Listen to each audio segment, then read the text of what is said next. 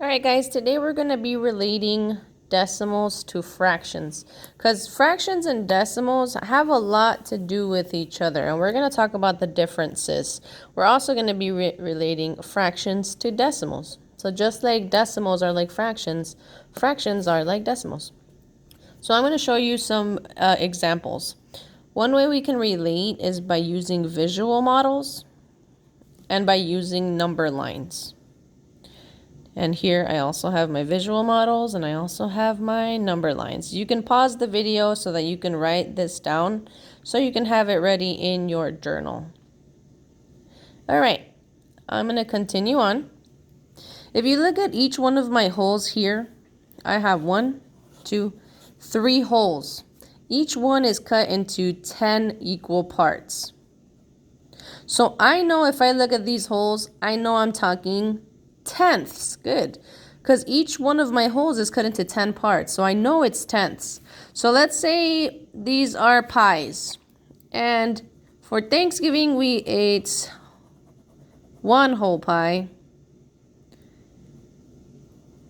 Then we ate another whole pie. So far we've eaten 2 whole pies. And in the third pie, we only had 3 slices. So if I look at this, I know I have 1, 2. I ate a total of 2 whole pies. So as a decimal, I know that's 2 whole pies. So the 2's in my whole number. And since they're cut into tenths, here I know I have 3 out of the 10. So then my in the tenths place would be a 3. Now I'm going to relate that to a fraction. If I look at this number, I have 2 whole pies eaten. So in my fraction, I'm going to have a 2 in the front. That big whole number goes in the front. And here, they ate 3 out of the 10. So I'm going to write that as a fraction. 3 out of the 10.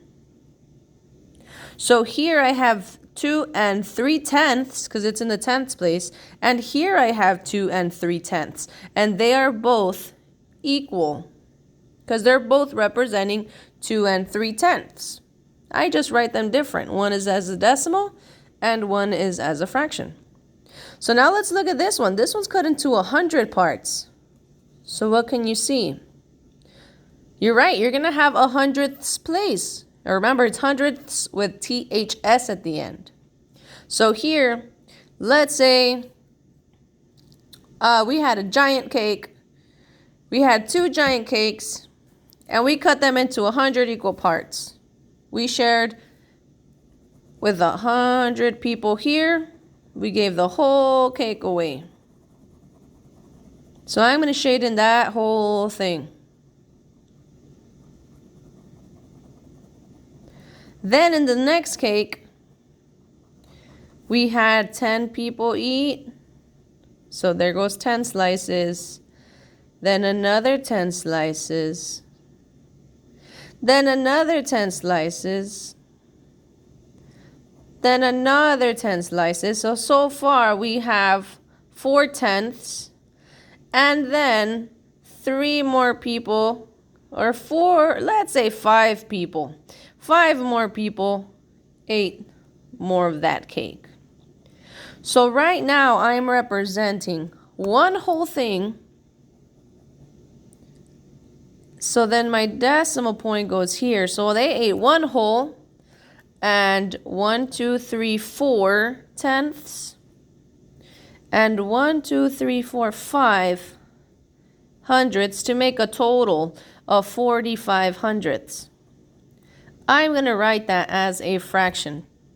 So here I'm representing 1 and 45 hundredths. That's the exact same way I'm going to write it as a fraction. 1, so that 1 goes in the front, and 45 hundredths. Just like this. So here I had 10 parts, so my denominator was 10. Here I have 100 parts, so my denominator is 100. So now I'm going to come to my number line. In my number line, I'm representing 10 hundredths here, I'm also representing 10 hundredths here, but here I'm representing it as a decimal. 20 hundredths, 20 hundredths, 30 hundredths, 30 hundredths, 40 hundredths, 40 hundredths. So I'm representing my numbers with two different forms, as a fraction and as a decimal. So here I have a spot right in the middle of 50 hundredths and 60 hundredths. So what is that point representing? If it's right in the middle of 50s, hundredths, and 60 hundredths. Good, you're right. It is 0 and 55 hundredths. So I don't have any holes because that was a 0 in front of each whole number, or in front of each decimal. So I know that's 0. It's between 50 and 60, so I know that's 55 hundredths. Now I want to convert this into fractions. So I don't have anything. That's a 0, so I leave it alone. I don't have to put it in. And 55 hundredths. So then I'd write 55 hundredths. So 55 hundredths as a decimal is equal to 55 hundredths as a fraction. So now let's look at our tenths. I have 1/10, and I also have it represented here with decimals as 1/10. 2/10, 2/10, 3/10, 3/10, 4/10, 4/10, 5/10, 5/10, and so on. So here I have a point at my 6/10. So I know 6/10 written like this as a decimal is equivalent to 6/10 written like this as a fraction. But the only time I can relate fractions with decimals and decimals to fractions is if I have a denominator of 10 or 100. If I don't have a denominator of 10 or 100, then it won't work. It can be in the thousandths, but we're not going to get there yet. This year we're only focusing on our tenths and our hundredths. So some examples. Let's say I have the number 0 and 16 hundredths. How would I write that as a fraction? Good. 16 hundredths, just like this.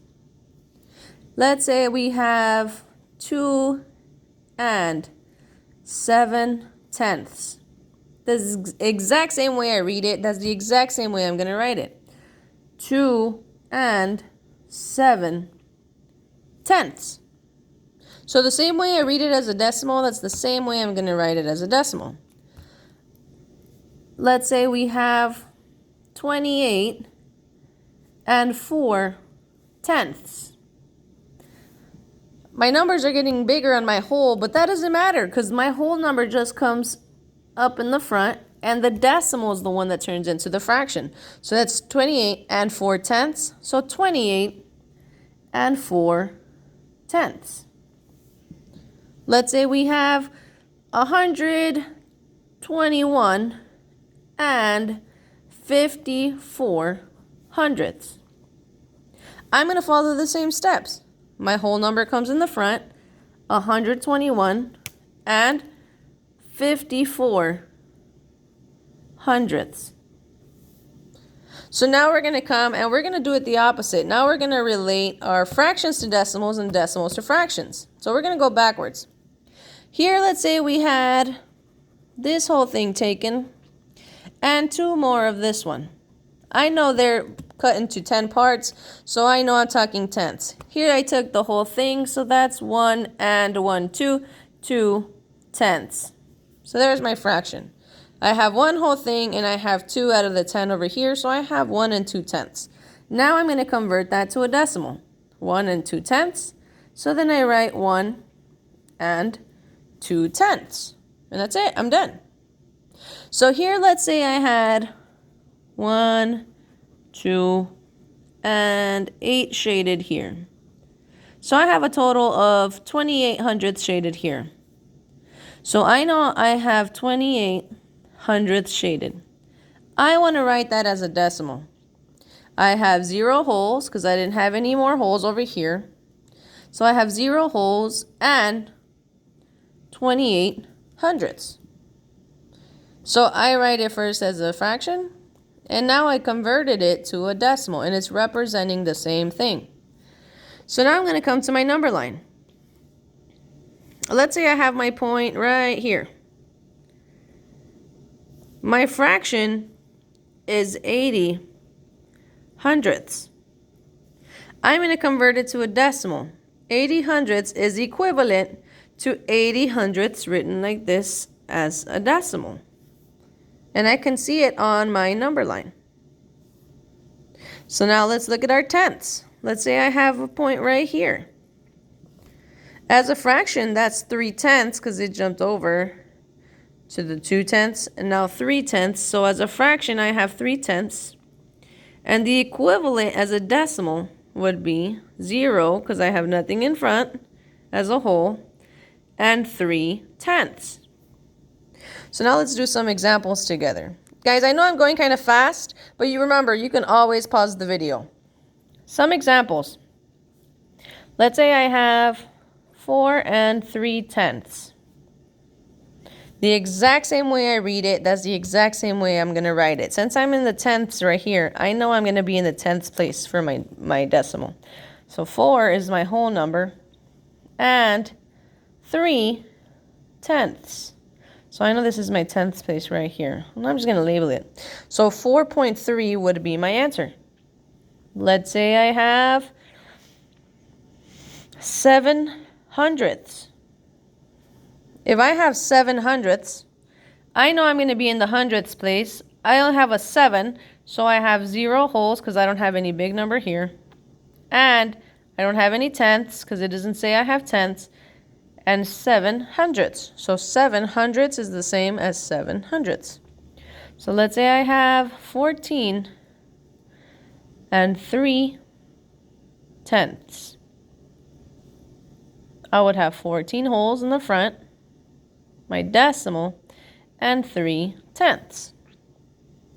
So then let's say we have 98 16 hundredths. I would convert it to 98 in the front and 16 hundredths. And that's it.